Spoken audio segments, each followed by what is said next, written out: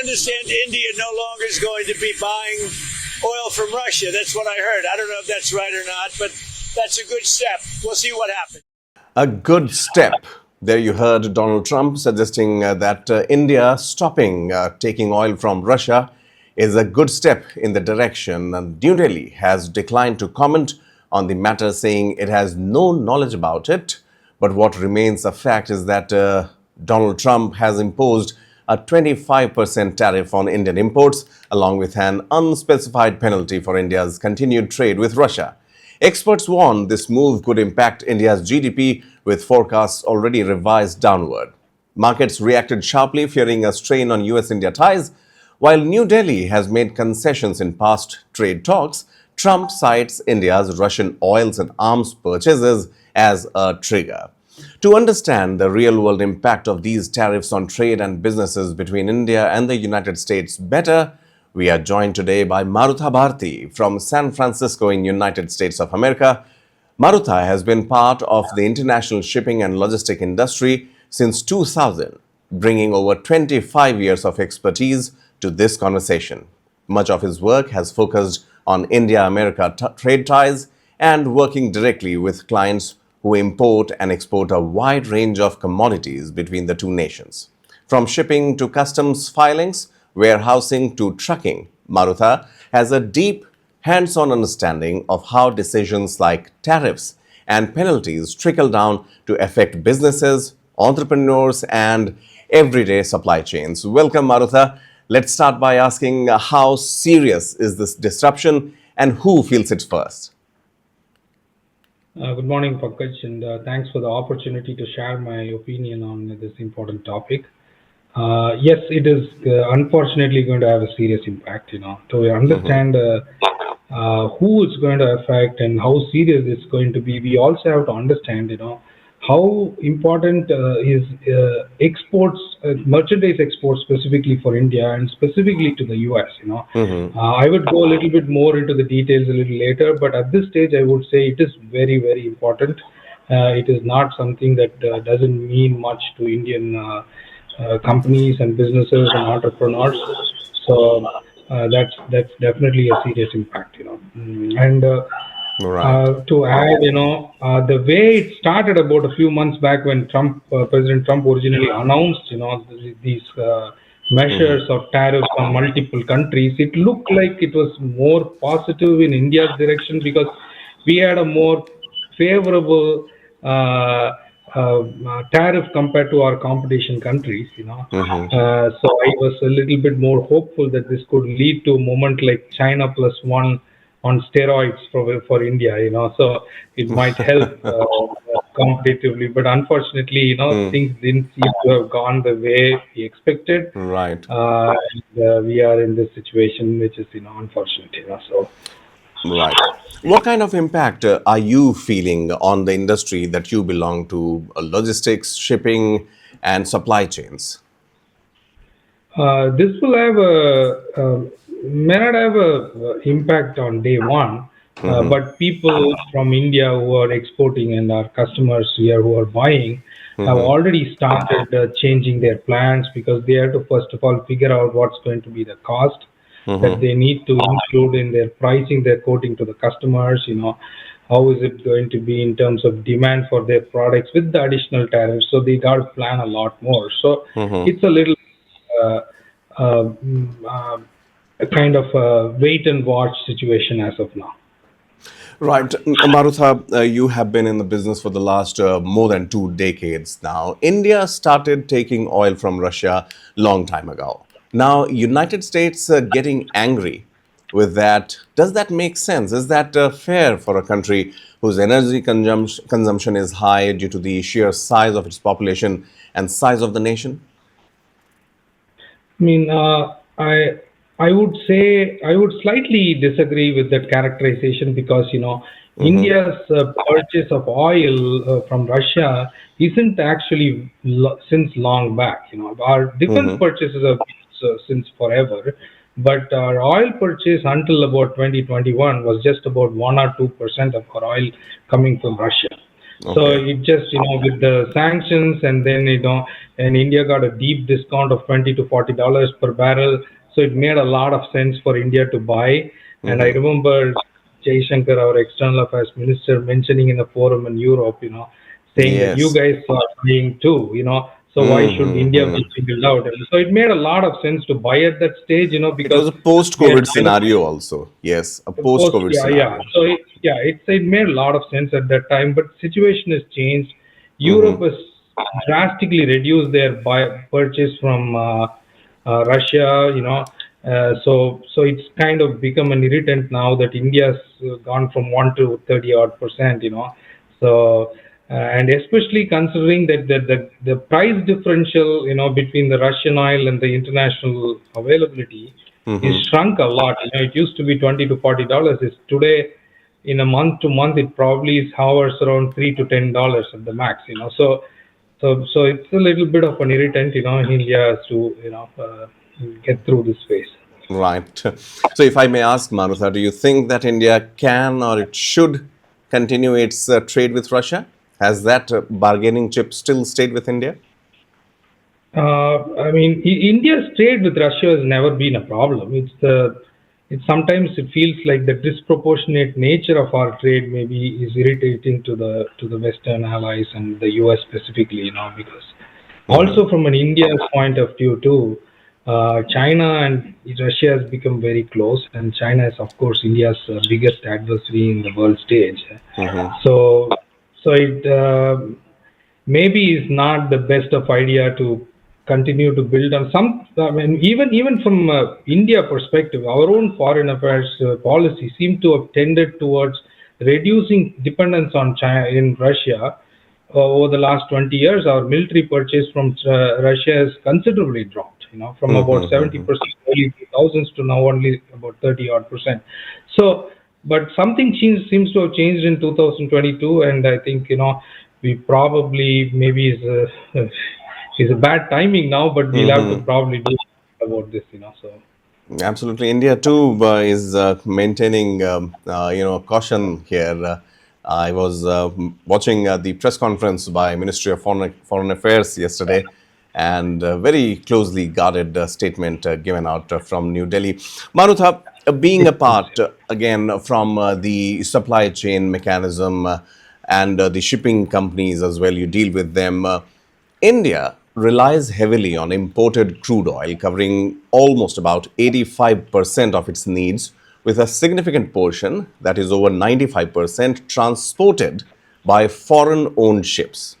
While the Shipping Corporation of India, the SCI, and some private companies operate a limited number of tankers, they often do so through joint ventures with Indian private entities. What impact do you think these tariffs can have on an arrangement like this for India and for entrepreneurs like you? The shipping ownership arrangement for tankers and generally ship owners in India, it won't change too much with these tariffs. It may not have a direct impact, but it is. I mean, to make a point, it's an open secret among the shipping industry folks, that owning Indian ships and maintaining Indian flagged ships are not easy. It's not cheap. Ships are very expensive, $150 million each. And then Okay. we have very high financing costs and maintenance, and our taxation and regulations are not very favorable. But there is also, from a tanker oil, the crude carrying tankers. From that perspective, the shipping industry, the ship owners in India haven't really had a very good deal, because they don't have any exclusive rights to carry this oil from given contracts given by the Indian government-owned oil marketing companies. So they are. So a lot of the Russian crude oil, especially, is moving on something called shadow fleet. These Okay. are very murky-owned shipping ships.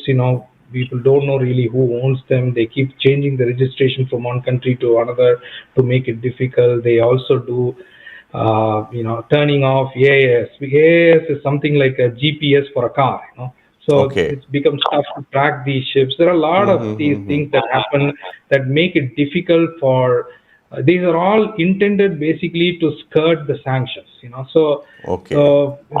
it's not a good time for Indian ship owner, to compete with this kind of interest, and it is not in India's interest to get involved in this kind of murky Russian oil Right. transportation. Yeah.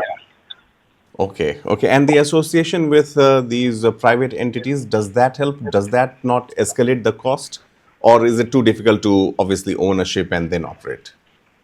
Yeah, it is too difficult, and sometimes management and it sometimes makes sense to do it that way. Okay. So I won't.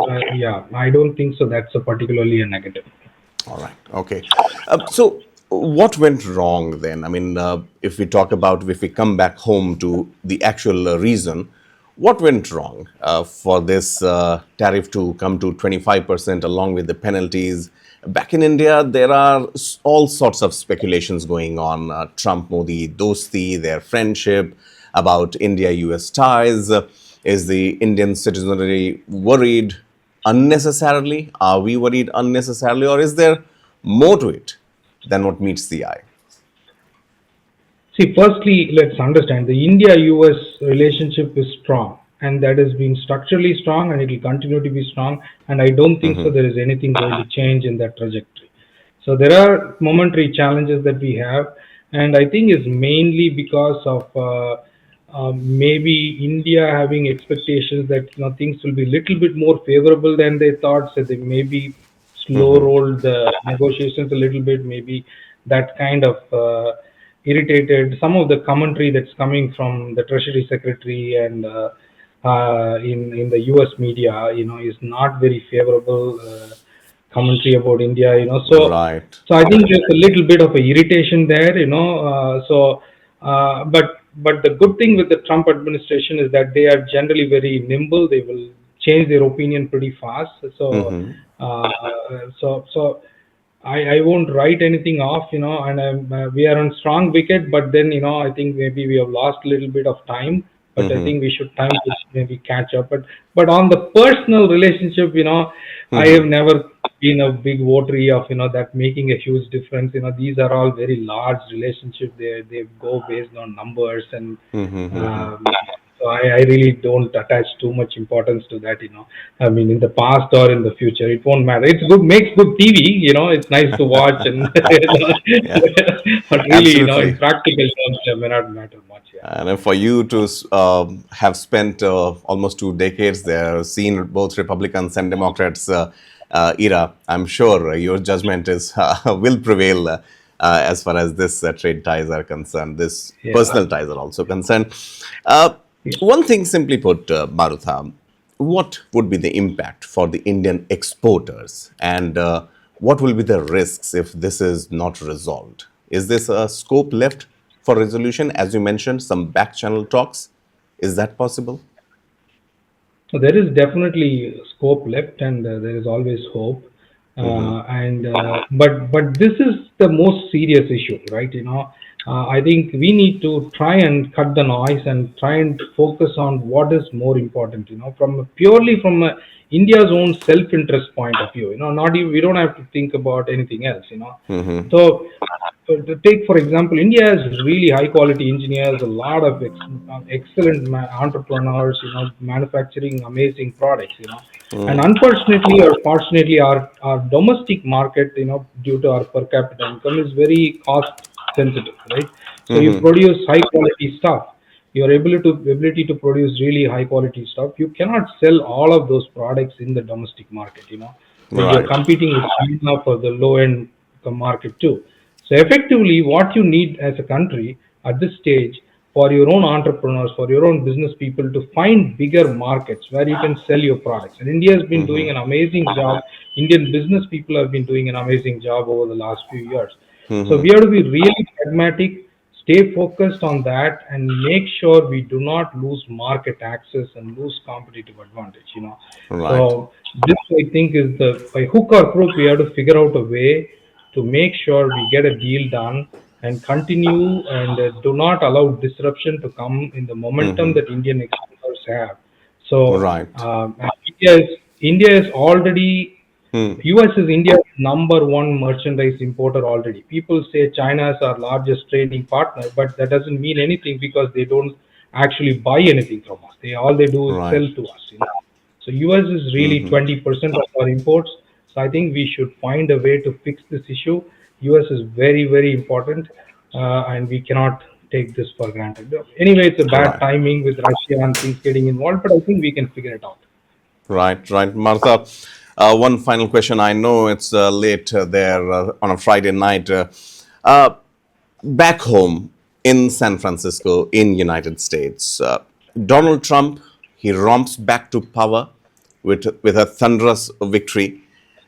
His tariffs are now in place. He has done them again and again. This time he has again redrawn the map completely and fixed the revised tariffs. Do you think the triumph that Donald Trump was hoping, will it come by?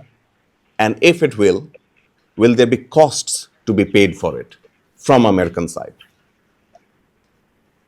See, this is a very difficult question to answer, frankly, because there are so many moving parts, there's so much trade relationships, It's tough to predict, especially what happens in the medium to long term is even more hard to predict.